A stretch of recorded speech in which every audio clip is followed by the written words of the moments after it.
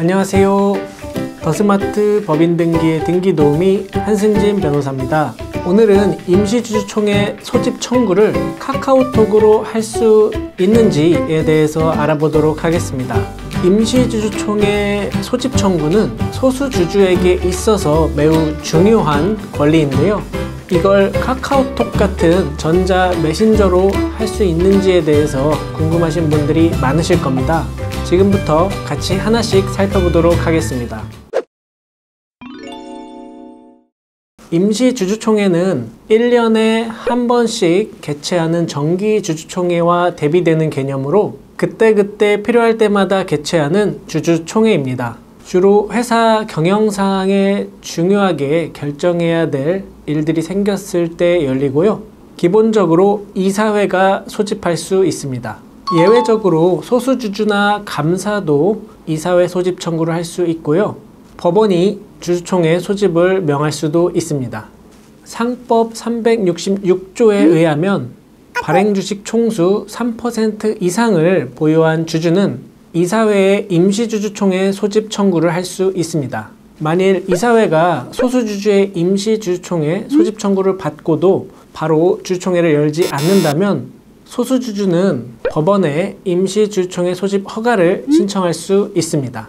여기서 실무상 많이 문제되는 것이 있는데요. 이사회, 즉 대표이사가 이런 소수주주의 주주총회 소집 청구를 받지 않는 경우가 있습니다. 일부러 소수주주의 소집 청구서를 송달받지 않는 것인데요. 만일 이러한 경우에 소수주주가 대표이사의 연락처를 알고 있어서 카카오톡으로 소집 청구를 한다면 이를 과연 정당한 청구로 볼 수 있을까요? 이에 대해서는 우리 대법원이 2022년 12월 16일자 2022그 734 결정에서 이에 대한 입장을 밝힌 적이 있습니다. 판결의 사실관계부터 같이 살펴보실 건데요. 갑 주식회사의 소수주주인 A는 대표이사 B에게 임시주주총회 소집 청구서를 2번 발송했습니다.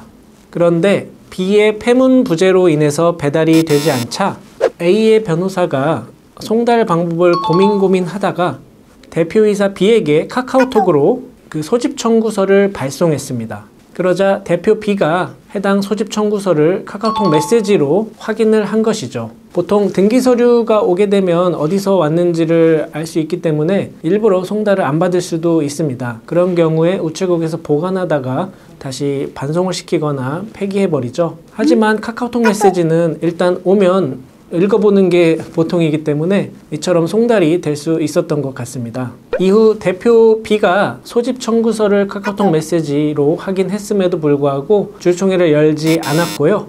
이에 소수주주인 A는 법원에 임시주주총회 소집 허가 신청을 하게 됩니다. 법원은 이러한 B의 임시주주총회 소집 허가를 받아들였고요. B는 주주총회를 개최할 수 있었습니다. 그럼 이렇게 A가 카카오톡으로 소집 청구를 한 것에 대해서 대법원은 구체적으로 뭐라고 판시를 했을까요? 대법원은 상법 366조 1항에서 정한 소수주주는 회의의 목적사항과 소집 이유를 적은 서면 또는 전자문서를 이사회에 제출하는 방법으로 임시주주총회를 소집 청구할 수 있다고 하였고요. 여기서 말하는 전자문서란 정보처리 시스템에 의하여 전자적 형태로 작성, 변환, 송신, 수신, 저장된 때 형태 또는 그와 같이 재현될 수 있는 형태로 보존되어 있을 것을 전제로 내용을 열람할 수 있는 것이어야 한다고 했습니다.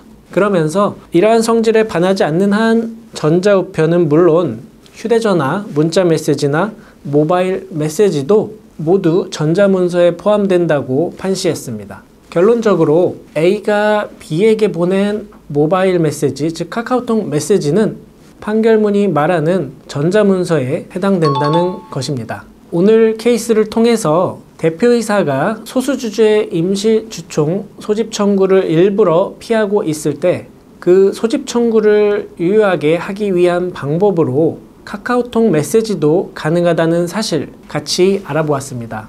오늘 내용이 도움이 되셨다면 좋아요와 구독 눌러주시고요. 저는 더 스마트한 법인등기 정보로 다시 찾아뵙도록 하겠습니다. 지금까지 더 스마트 법인등기 등기도우미 한승진 변호사였습니다. 감사합니다.